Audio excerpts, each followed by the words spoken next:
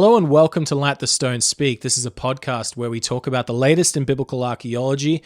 It's produced by the Armstrong Institute of Biblical Archaeology, located here in Jerusalem, Israel. This next video is one that we produced under the name Watch Jerusalem a little while back, but we wanted to put it up on the channel so that you didn't miss out on any of this great content.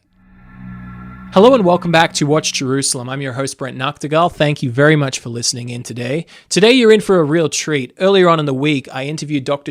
Kingsley, who is the editor-in-chief of RecWatch. This is a magazine that comes out four times a year. The latest edition is the Spring 2021 edition, and an article featured inside that magazine is by Dr. Kingsley, and he writes about King Solomon. The article is entitled Seeking Solomon, United Monarchy on the High Seas. And this article that what he writes about in this article is very fascinating. It's got captured worldwide attention with articles in The Guardian and elsewhere talking about this famed biblical king and where we can find evidence of not just him on the ground in, let's say, the land of Israel, but also throughout the Mediterranean, specifically related to the shipping industry of 3,000 years ago. And so earlier on in the week, I interviewed Dr. Kingsley. He was gracious enough to give Watch Jerusalem plenty of his time. We thank him for that. And for today's program, you are going to hear this interview. Enjoy. Dr. Kingsley, thank you very much for coming onto the show today.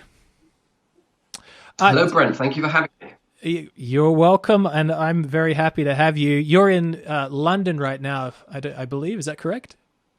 I am in London, where you could not get further away from King Solomon and what he stands for, and you're in ground zero in Jerusalem. So we appreciate you coming on the show anyway, since your mind has been in this for a long time. I've just gone through, actually, your latest edition of RecWatch.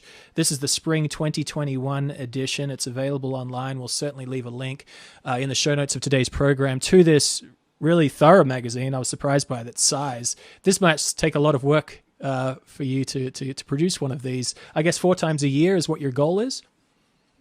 It is a bit of a labor of love. I'm a marine archaeologist. I've been playing in the sea for over 30 years, and I started off in Israel, working in 2 meters water off Dor, where all the wrecks are very shallow. Mm-hmm. And then 30 years later, I'm working in deep sea wrecks down to 5,000 meters, so from the sublime to the ridiculous.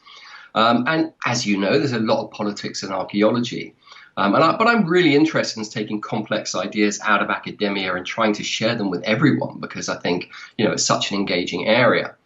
So with RecWatch magazine, what we're trying to do is we're trying to get back to those sense of awe and beauty of the Jacques Cousteau ears and make the ocean fascinating. And of course, when you get to Israel, everybody knows about the Holy Land, how the Bible and the New Testament played out across the holy soils, but I think a lot of people still don't know there's such a rich legacy and maritime tradition which has appeared as around 500 shipwrecks beneath the ocean. So that's what we wanted to do. We wanted to talk to the pioneers who are in their 70s and 80s, and also to the next generation and their students, and bring them all together. And it was supposed to be a good 70-page magazine, but of course it ended up as a whopping 165 pages. So it's free for everybody.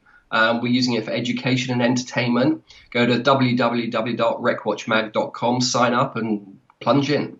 Yeah, and this I did that myself, actually. I was tipped off by a Guardian piece which kind of discusses your article that's in this that we'll get to in a second. And then I found myself going through the article, reading more than just obviously yours. Thoroughly interesting and entertaining. I think this whole topic of marine archaeology, is that the appropriate term for it, marine archaeology? Or... Depends who you are. Okay. I use marine archaeology. Old school is underwater archaeology. I had both written down, so I didn't know. Yeah. If you're interested in just the technology of how ships are built, you're going to call yourself a maritime or a nautical archaeologist. But to everyone else in the world, you're an archaeologist. An archaeologist is an archaeologist is an archaeologist. Right. And so how did you get into this? I guess you mentioned that you started in Dor, which is, I guess, just south of Haifa, north of Caesarea, on Israel's coast. And did you like archaeology, or were you diving someday and whoa, what's this? Or how did this start up for you? Well, I think when you're young, as in anything else, you're sort of meandering a bit and trying to find something that will turn you on. Hopefully, you'll get a teacher who will inspire you. And I was really interested in history when I was 16 or 17 years old, but it frustrated me because it was all about kings, queens, certainly in the UK, and empires and colonies. And I thought, well, where's the little guy? Where's the small currents between coronations and weddings and murders? Mm-hmm. And I never cracked that. And between what we called O levels and A levels in the UK, my parents kicked me out of the house. They'd always wanted to go to Israel and they never had. So they sent me off on a kind of experience of kibbutz life. And there I was, rocking up age 16, expecting to hate Israel with the greatest respect, Israel, I apologize. I thought there was going to be a lot of, shall I say, bearded wonders, praying everywhere, and I wasn't sure that was for me, and where was I going to find this history? Anyway, I ended up in a place called Kibbutz Magan Michel, which was absolutely stunning, beautiful place, overlooking the sea. And one day we took a tour to a little museum in Israel, and I was used to kind of public school in the UK where everything's very rigid and strict and sort of Tom Brown school days. And there was a guy called Kurt Reve, who was a Dutchman now living in Israel for many, many years, with his kid on his shoulders, just waxing lyrical with great charisma and being open to everyone. And at the end, I went up to him and said, "Oh, excuse me, Mr. Reve, do you take volunteers?" And he gave me the spiel. "Yeah, you should come here. We dive and we open tombs." And a little Indiana Jones sitting on my shoulder and said, "Okay, that's me." And 6 months later, I cropped up, and it all sprung from there for me. So your archaeological experience then takes you underwater straight from the get-go, or have you done the normal type of archaeology that we usually talk about on this show? Yeah, so I started off doing a bit of both. So in England, I think my first dig was in Windsor, where there was a medieval manor house. And again, I just knocked on the gate and said, "Can I come and have a play in your dirt?" It was a group called Wessex Archaeology, who are pretty much the biggest contract company over here. And I learned a huge amount because if you know anything, we're the opposite in England to Israel. Israel, you go to a Tel site and one day you got 150 kilograms of pottery and it blows your mind. You go to the UK, you've got acidic soils that eats all the ceramics. And so largely all you have are post hole stains in the soil. Mm-hmm. So I feel that if you can dig in the UK, you can learn to dig anywhere really. So we did that. And in Israel, at Dor, massive Tel Dor excavations with 250 Americans and Israelis, and I get up at 4 o'clock in the morning, open the gates and get the dig going in the summers. I did land and sea. And I think, for anyone who's interested in getting into marine archaeology, I think you have to learn the basics. Soil archaeology, dirt archaeology. It teaches you method, but more importantly, it teaches you how to think. And I think there's not enough of going to sites with a pure set of questions, certainly in marine archaeology. And I have a kind of throwaway line that ships don't sail in a cultural vacuum, right? But I remember one fateful year off Dor in Israel, there was a very well-respected team turned up to dig a Byzantine shipwreck. I shan't state from which university. And all they knew was that ship. They didn't even know that there was a port in that city or a massive town. Mm-hmm. Whereas I'm more interested in connecting all the links from the farmers in the field to the ports and the warehouses and the shipwrecks. Right, and I guess that's a pretty good segue actually to talk about what you've written this article about. The article is entitled "Seeking Solomon, United Monarchy on the High Seas," just because it does put some of these facets together, and you must, because the text that we have, the Bible, the account of Kings and Chronicles, and perhaps even some of the prophets that could weigh into this a little bit in terms of geography. We don't have direct reference to King Solomon having control of mines outside of Israel. And yet, that's what you're writing in this article, that one of these mines of King Solomon or slightly thereafter is indeed found outside of Israel. And there is a gel or a confirmation in some ways with the thrust of the biblical narrative. So perhaps you can talk about what the Bible says relating to this period and why you would expect to find, based on that narrative, a mine as far away as Spain that that Solomon was interested in? So if you'd come to me 20 years ago and you said, you know, King Solomon, everyone's interested in him. He's one of the biggest biblical personalities, if not one of the greatest celebrities in the world ever. And we've got evidence of him on the far side of the moon, effectively, 5,200 miles away. I would have said, as you Israelis put it, "Shtuiot ve'agvaniot." I would have said, that is Dr. Mazar's one of her favorite sayings, just so you know. Which is translation for your reader, your audience, is a stupidity and tomatoes, as far as I understand it, which it loses something in translation. Anyway, but we have to remember about what I do, marine archaeology. It's very young. It's less than 50 years old, really, as a profession. And things are moving very fast and very sophisticated. Let me just give you another example. Recently, some late Bronze Age copper and tin ingots have been found off Israel. Where did they come from? Presumably it was late Bronze Age East Mediterranean trade. Cyprus would be obvious. And they did the isotope analysis, and the reading came back as southwest England. Now, I would have said it's impossible, but that's what the science says. So I think our eyes become wider and wider as the archaeology becomes more sophisticated. So how I got into Solomon was diving off Dor, which was known to be one of the 12 administrative regions of Solomon. And there was a monumental two-chambered gate on Tel Dor. And you could smell the past, but could you smell Solomon? And we'd be diving off a set of islands. And one of them was named Tefat, who was the princess daughter of Solomon. And your mind wanders and you think, what if, is this possible? I approach this purely from a historical perspective. I don't feel a need religiously, personally for me, to prove that Solomon existed. I'd like to know what the science and the archaeology say. So there's been an obsession with the United Monarchy, as you know, within Israel. Jerusalem, I'd say, is probably the most excavated city in the world. And depending on who you speak to, there's either nothing, very little, or less pottery than you could put in a shoebox to prove the existence of a United Monarchy.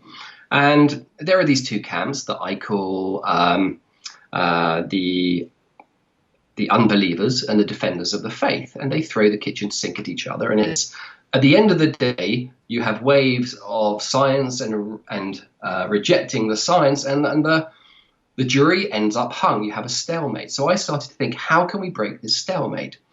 And for me, what the Bible says is you have this enormous temple being built by Solomon in Jerusalem and palaces. And the Bible refers to Solomon making silver as common in the holy city as stone. I got the figure here somewhere. Also, it refers to him putting 7,000 talents of silver on the temple wall, which would equate to 260 tons. Now, I take figures like that in the Bible as exaggerations, as you also find them in Josephus Flavius. But the question is, within that myth, how much of it is true? Myth tends to be a dirty word in Israel. Israeli scholars use it as something made up. It's not. Myth is something that was a very sophisticated form of history for pre-literate societies. They'd sit around campfires with oral history that went back generation of generation, and some of it was true and some of it wasn't. They didn't have a sense of time depth, so they wouldn't say, "Oi, Moishe, do you remember back in 1734 how so-and-so happened?" They did not think like that. They thought in terms of stories, and things got conflated. So our job is how to pick apart those pieces. Now, Solomon, if he had all this wealth in Jerusalem, what was it based on? If he was going to have silver, gold, and if he had gone to the lands of Ophir and Tarshish in search of gold, silver, apes, peacocks, as the sources refer, it must have created a web of infrastructure. There must have been ports, there must have been warehouses, there must have been ships. And where ships sail, you'd expect there to be shipwrecks. So my premise was, let's have a new order. Let's stop obsessing about the soils and let's look over the horizon with a new blank canvas and see what we find. Now, what we know from the archaeology and the history is Tarshish, particular, what I became very interested in, must have been somewhere very far away. So Jonah departs from Jaffa to escape the beady eye of God to somewhere very distant. And in the Syrian texts also, we know that Tarshish was somewhere on the opposite side of the Near East. It so happens that many years ago in Sardinia, a place called Nora, an inscription was found on a meter-long stone that refers to the Phoenicians being in that part of the world and winning a battle in the 9th century BC. This is interesting because famously, the Bible says that King Solomon effectively entered into the world's first special relationship with a trading venture with King Hiram of Tyre in Lebanon. And together they pooled forces and went out to try and find these riches out beyond the coast of Israel. So this Nora tablet, this is one of your pieces of evidence that would put the Phoenicians very far off the coast of Spain, or between Italy and Spain, very early on. We're talking about a period, at least from when this is dated, to about 100 years after Solomon, or somewhere in that territory. Right. Is that right? Well, 9th century, so yeah, it is later. I use the Phoenicians as trace elements. Right. So I see Solomon as sitting back in Jerusalem, minting it up as a kind of oil magnate tycoon. Rather like the Chinese in history. The Chinese were a very, rich civilization. They did not want to go out to sea. Why should they? So in the 9th century of the Common Era, when the Tang dynasty exploded, they allowed or got the Persians from modern Iran to shoulder all the shipping and all the risks while they stayed at home and bankrolled it. And I see it quite similar to Solomon. I think he stayed in Jerusalem, bankrolled it, but then you've also got the archaeological visibility issue. Phoenicians were shipping purple dye and wine in big clay amphoras. What was Judea specializing in? Kind of sweets, honey, olive oil, wheat, the kind of things that you're not going to necessarily find in shipwrecks. The reason we find shipwrecks is because big stone anchors or clay amphoras, or latterly in the colonial period, big lumps of iron and bronze cannon seal them down in place. So that's why I use the Phoenicians as a kind of trace element to find the Solomon story. So what you'd be looking for is a place where the Phoenicians, or Phoenician and Near Eastern material culture, overlap with massive evidence of mining of silver in a place which may or may not sound like Tarshish. Mm-hmm. Okay, and so how did you first settle on? I guess you mentioned the inscription. Did you decide one day that I'm going to just go visit the south coast of Spain and see what I can find, or is this mainly book work that kind of led you to this conclusion that these Tarshish could be located here in that area? Yeah, I mean, we Brits, we do a lot of holidaying in Andalusia in southern Spain. And I remember on one occasion there was a new development in a museum in downtown Cadiz, the Teatro Comica, the comic theatre. Mm-hmm. And when they were excavating the foundations to create the stage, they hit into some ruins. Very nice. Started to excavate the ruins, and there was a series of houses on terraces, and then they found these skeletons. And it was a murder scene. Somebody had been murdered, a house had gone on fire, and they failed to get out. They did DNA analysis on the bones and were rather shocked because on the father side, it had a direct link with Phoenician DNA. And indeed, there was Phoenician pottery in there. And you had these remains dating to 820 BCE. This is early. It's not Solomon. Of course, Solomon was supposed to have lived between 970 and 930 BCE. So it's 100 years later, but it gets the mind thinking. And yes, so I did a lot of book work and research and decided that I'd take myself off one summer to Andalusia and just get dirty on the ground and start looking at a number of settlements.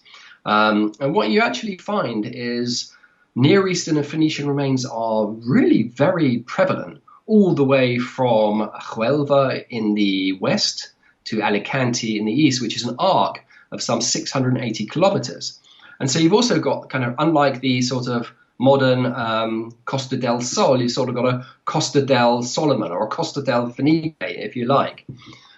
So it's just a question of how far back in time can we trace, these remains.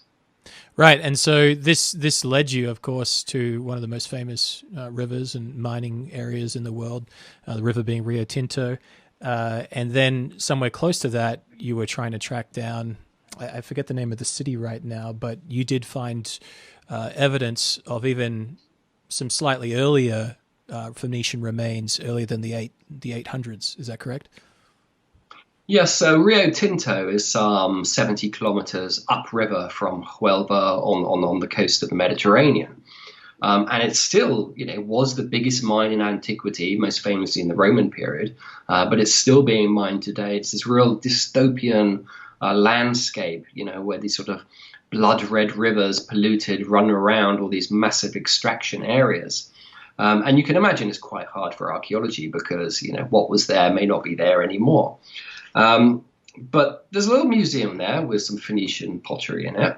And there's also an area, and I started reading about, where did this pottery come from? Where do these finds come from? Is it a hoax? If you said to me, there's a whole bunch of Phoenician pottery 5,000 kilometers away, I said, come on, this is somebody's making this up. It's just a hoax. But then when you start to look at the context, it's really very impressive. So on this one particular site, the heart of Rio Tinto, before they started extracting all the ores, and Rio Tinto is very rich, has these sprawling slag heaps of 18 million tons of leftovers of gold, silver, zinc, iron, copper. Ironically, what you would call an ancient and a modern El Dorado. And we'll get to Christopher Columbus later, I dare say.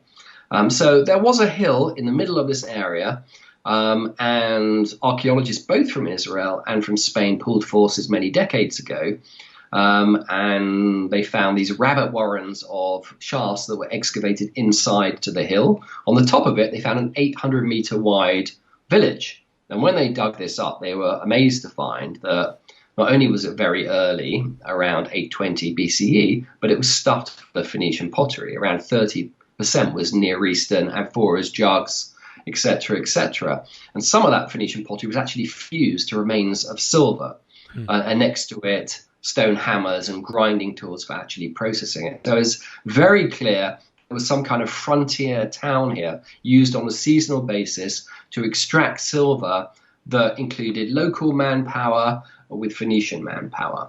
So from there, Rio Tinto, I started looking at the sources again and what they said, and found in the 17th century, blow me down, there's an X marks the spot. They actually call this place Cerro Solomon, the Hill of Solomon.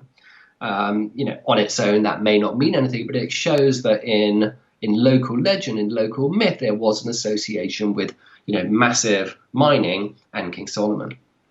So you've found that, and I guess that would be kind of one of those moments where you're looking at clay vessels, Phoenician clay vessels here in Spain. It's very similar to the ones that you would have found, I would say, off Dor in shipwrecks right there. And you're just making this really personal connection. This isn't just bookwork anymore. You've touched these things in your marine archaeology, and here you are on top of the ground, 5,000 kilometers or miles away, you say, and here it is by Rio Tinto. Again, you see this amazing parallel and overlap, I would say, with a story or a history in the Bible of Solomon getting his silver from somewhere. And then you're seeing a material culture, if I could summarize what you've said so far, of a people that he was in league with and kind of outsourced lots of his maritime ventures to, and their material culture showing up at a massive silver mine around the same period as when the Bible describes. Now, if you've got that, what do you do with it? What do you do with this connection? Understanding the climate as you described in biblical archaeology and scholarship circles regarding this period of biblical history. In terms of what do you do with it? Do you mean how do you communicate it? Yes, how do you communicate? How do you communicate this? How do you communicate this? I should say, first of all, just to finish that loop, that if the silver was being mined at Rio Tinto on Solomon's Hill, I believe it was being turned into ingots in Huelva, which is on the coast. And I think that Huelva was known in this period as Tartessos, which we believe was the Greek version of Tarshish. So it closes that loop. Yeah, if we could stay with that, actually, there was something I wanted to ask, because there have been excavations that have taken place there, right?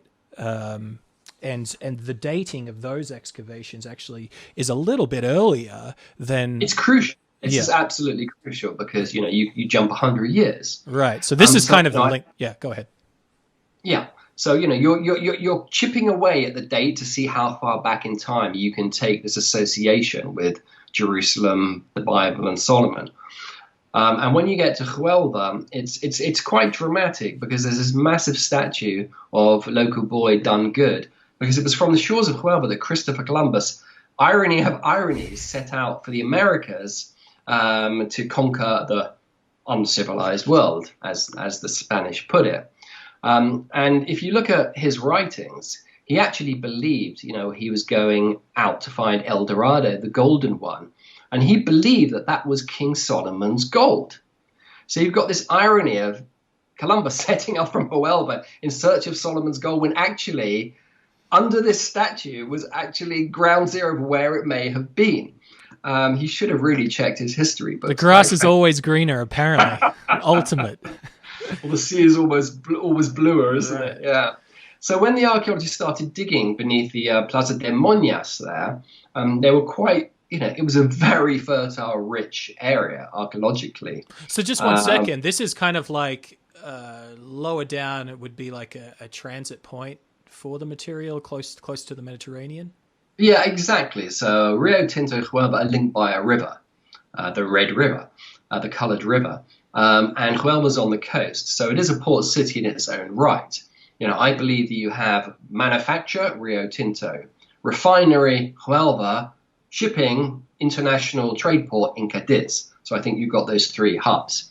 And indeed, when they started excavating at Huelva, they found this massive furnaces and sandstone molds, for processing silver. And again, Phoenician pottery, 40% of the pottery there was Near Eastern, Phoenician. And next to it, the kind of goods that we know the Near East specialized in. So they found both ivory, raw and finished products. They found murex shells, the royal purple, which is very much associated with the Bible, that Phoenicians were expert with processing. They also found parts of shipbuilding, mortars and tenons that are used into making ships. And then finally, the date. The date is at least 900 BCE, and according to their chronologies, perhaps as early as 930 BCE, which overlaps precisely with the end of King Solomon's reign. And you can play around with these dates, inevitably, but you're always going to be stuck with the reality that archaeology is not a hard science. So, fact-checking things and fact-checking Solomon is incredibly difficult. And to answer your question, what do you do with this? For some people, Solomon is a matter of faith. For secular archaeologists, it's a matter of, hard science. For me personally, I look at it slightly differently. As I said, I'm more interested. I don't think it's wrong or right. This is not a black or white issue. There are many shades of color in between. And I approach this whole story personally. And this is not judgmental from a position of religion. I come to it from history. And so I look at these stories as myths in the same way as Schliemann and other excavators going to Mycenae or going to Troy with the Iliad, trying to prove. And the Iliad's a good example because when Heinrich Schliemann went to Troy, the Iliad waving it in one hand, they knew that there was a story of the Greeks attacking the city around 1100 BCE. And indeed, the excavations found evidence of massive destruction and Greek armor dating to around 900 BCE. I'll give you another example. Do I believe that a guy called Romulus was suckled by a wolf on the banks of the Tiber in Rome and became the first king of the Eternal City? No, I don't believe that he was suckled, but let's look at what the evidence shows. On the Palatine a few years ago, above a cave, they found a Roman shrine to the Lupercal, to the wolf's lair. Well, that's very interesting. But absolutely right next to it, on the Palatine, is a village of wattle and daub, round huts, Iron Age village dating to the mid-8th century BCE. So it shows that there is an element of combination, that there were people living there about the time when Romulus should have lived. So that's how I look at it. And it's a question of, once you start unraveling these layers around the myth, is there anything at the center, and how big and how persuasive is it? So this, when, and And I'm just wondering, like as you mentioned at the beginning, this wasn't as you say, this wasn't a search that you kind of started out with a preconceived notion of what the evidence would turn up. This was kind of something that, you said, we'll see what's there. And then were you surprised when you did find, I would say, more tangible evidence of the Solomonic period's maritime trade with the Phoenicians and more of those links starting to appear to give more historical credence to that story than you originally anticipated?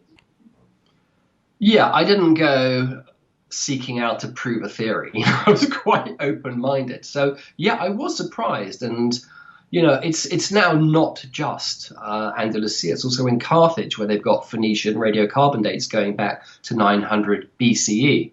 I think it's really compelling, especially when you look at what hasn't been found in Israel and how confused the picture is with your low chronologies and your high chronologies about whether Solomon and David ever existed.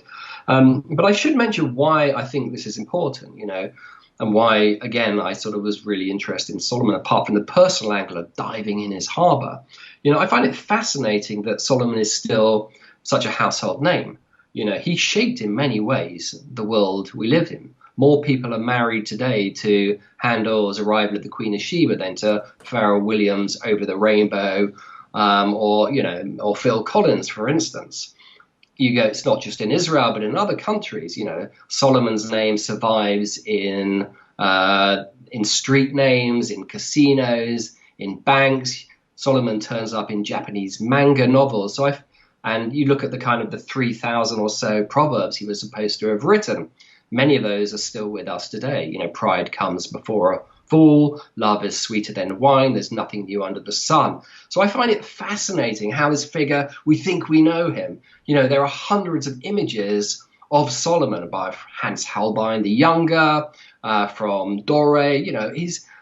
But every picture is different. And I found this really interesting. Everyone has a personal image of what Solomon looked like. But actually, when you start to peel away these layers, we really don't know. So it was that really inspired me to go on that hunt.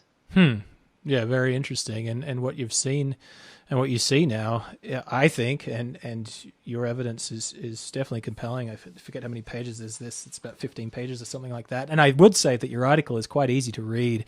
So if people are worried that they're going to get into archaeological jargon and not understand it, that is not the case as you read through this. So I just think this is a really interesting and wonderful personal search or personal journey that you've been on for a number of years, it seems, almost decades, and kind of coming to a circle from diving off the coast of Israel to going halfway or almost 3/4 of the way to the UK, where you're from right now, and finding, I would say, evidence of the biblical narrative. And I'm wondering, as you've released this, we're very privileged to be able to talk to you about it. Has this generated more interest for you personally in terms of international press or media? Are there others that are jumping on this story, or others that are just letting it pass, like, here's another so-called scholar that's claiming to have found King Solomon, like the rest of the 24 have in the past half century or so? No, it's a real pleasure to be able to talk to Watch Jerusalem, so thank you for that. It quite surprised me. We had some coverage last year for one of our stories, which was about the world's earliest slave ship, that went down around 1680, and slavery and identity are very important issues here. And we got interest. But this story on Solomon just went through the roof, which really did surprise me. And you're right, just to tell your audience, this is deliberately a popular magazine. And it's a popular article. Go to recwatchmag.com. It's free. Just sign up and subscribe, and you can see the whole magazine. But, yes, there is a duty on me now to publish something scientific, which I will do. I just decided to do it this way because I can. And I'm an editor of a magazine. And the reason I gave you the big picture is because actually I've been working on a book. This is just actually, 1 or 2 chapters of a big book. Not so much as a cheeky, biography of Solomon, as more of a kind of archaeography, using archaeology as a tool to try to get into the mind of the ancestors. And, and it's a very fascinating journey. I look at how faith, was people were able to suspend disbelief in the 19th century during the Grand Tour, and Solomon was everywhere. And then he was pretty much beaten up quite badly in the second half of the 20th century. And now the empire is striking back by a whole number of discoveries of United Monarchy remains in Jerusalem by Elat Mazar and on the edge of the Temple Mount. So, yeah, I would like to get some interest to publish a book ultimately, but I have to do a scientific article. We've got 53 shipwrecks that I need to kind of dissect and make sense of, because the story's not done. It's not cooked. We haven't dotted all the I's and crossed the T's, because we've got a kind of an elephant in the room, which is what we're finding with the early chronology in Andalusia in Tarshish doesn't fit with what's going underwater, right? So the shipwrecks, which we find of Spain, of Israel, of Turkey, they only go back to the mid-8th century, 750 BCE, where suddenly you've got an explosion of Phoenician and Near Eastern shipwrecks with stone anchors and thousands of wide amphoras going down to Carthage. Please mind the gap. What happened between David and the 8th century? Where are those shipwrecks? They've gone missing in action. Were the Phoenicians such brilliant sailors that they didn't sink the ships? I don't think so, because if you look, for instance, at English warships, which were probably the best sailed and best, controlled vessels on the high seas, they went down constantly. So that's a headache. And, cards on the table, I'm being honest with you here, that's a problem in the visibility of the archaeological record. But I leave you with just a tantalizing kind of, if any of your friends in Israel or visitors, when tourism opens up again, find themselves out on a limb in Israel, go down to Tel Dor. There's an amazing national park. Walk around it, smell the ruins, get in touch with my friends at the Dive Center at Northern Wind. Try and find Kurt Reve to give you a tour of the place, and go and check it out. And if you're lucky, Kurt will tell you his latest story, which I'll share with you very briefly. Is he went walking with his dog, and there'd been a storm, and because it's shallow, you can see where the sandbanks have been carved out by these enormous weather patterns. And when you see darkness, the seabed has opened up, and it's like a hallelujah moment. What has been found? There's 28 shipwrecks at Dor.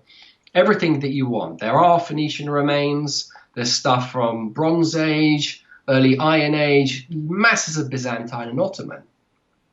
But nothing, from this iconic United Monarchy period. Anyway, Kurt's dog went swimming in the sea, and suddenly he was walking on water. And this perplexed even Kurt, who's not very religious. And he put on his snorkel, went down and found an enormous 2-meter stone anchor. And just doing some checks around, he saw that timbers were coming out of it. Took some out, thinking, here we go again, more Ottoman or Byzantine stuff. Sent it off to Switzerland, and guess what? The radiocarbon came back 10th century BCE. So it's very possible that where it all started, at Dor, one of King Solomon's administrative centers, perhaps, just perhaps, in the future, we'll find the first shipwreck associated with this immortal king. Well, that sounds, as you said, tantalizing. Hopefully we can get more info on that too. Maybe include that in your paper as well. That'll help the evidence for sure. Well, thank you so much for listening or for joining us today. We've been talking to Dr. Sean Kingsley. He is the editor-in-chief of WreckWatch. You can get a copy of this if you go to the website. The website again, if you would just give it to it for us. Yeah, you can find this article on our online magazine at WreckWatch Magazine, www.wreckwatchmag.com. And there you can also read about a number of other stories related to marine archaeology. Thoroughly interesting. I definitely recommend you download a copy and have a read. Thank you very much, Mr. Kingsley. Thanks for your time, Brent. Good to talk.